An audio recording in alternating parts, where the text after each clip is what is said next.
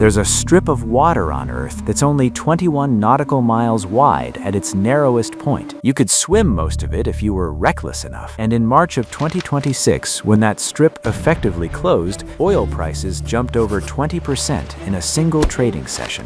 And the International Energy Agency called it the largest supply disruption the oil market has ever recorded. Not the biggest in a decade, the biggest ever. This is the story of the Strait of Hormuz and why almost nothing you own is actually as far away from it as you think. Here's the thing that makes Hormuz different from basically every other waterway on the planet. It's the only entrance and exit to the Persian Gulf, not one of several routes, the only one. Every day, under normal conditions, roughly 15 million barrels of oil, close to a fifth of everything the entire world consumes, physically has to pass through this one narrow channel to get anywhere. Saudi Arabia's oil, Iraq's oil, Kuwait's oil, the UAE's oil, Qatar's natural gas, most of which the world depends on for LNG. All of it funneled through a strip of water you could see across on a clear day. Starting in late February 2026, conflict broke out between Iran and a US-Israeli coalition. Iran's response wasn't subtle. Drones, ballistic missiles, and small attack boats began targeting tankers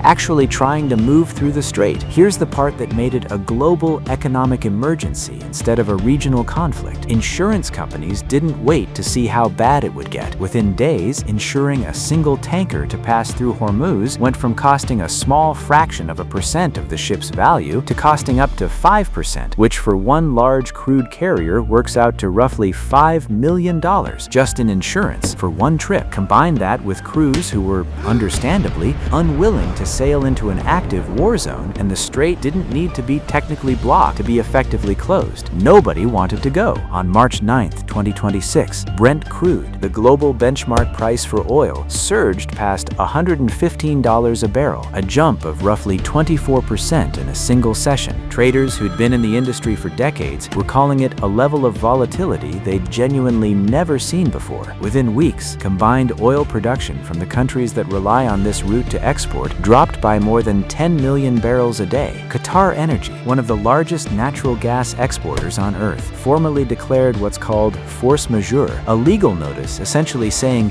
"We physically cannot fulfill our contracts right now because the world outside our control has made it impossible." Airlines were among the first to feel it directly. American Airlines and United both saw their stock prices drop more than 9% in a matter of days because jet fuel, a direct byproduct of the same oil that couldn't get out of the Gulf, was suddenly both scarcer and dramatically more expensive. Some shipping companies made the calculation that waiting simply wasn't an option and rerouted entirely around the southern tip of Africa past the Cape of Good Hope, the same brutal detour ships were forced into during the Suez Canal blockage, except this time driven by missiles instead of sand. Here's what economists at the Dallas Federal Reserve modeled out. A Hormuz closure, removing roughly 20% of global oil supply for a single quarter, was projected to push U.S. oil prices toward $98 a barrel and shave nearly 3 full percentage points off global economic growth for that same quarter.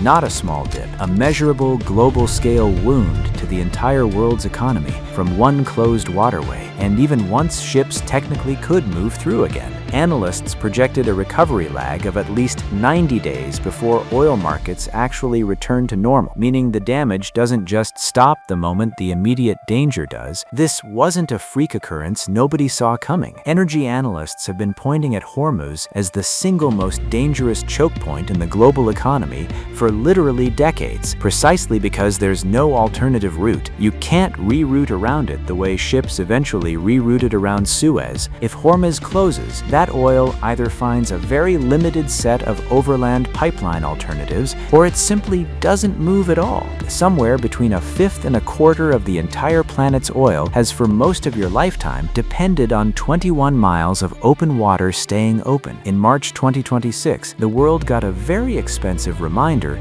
of exactly how much weight that narrow strip is actually carrying, and how quickly the price of everything from your flight home to your grocery delivery can trace itself back to a stretch of ocean most people couldn't find on a map. Subscribe to Trade Secret for more of the hidden systems quietly running the world around you.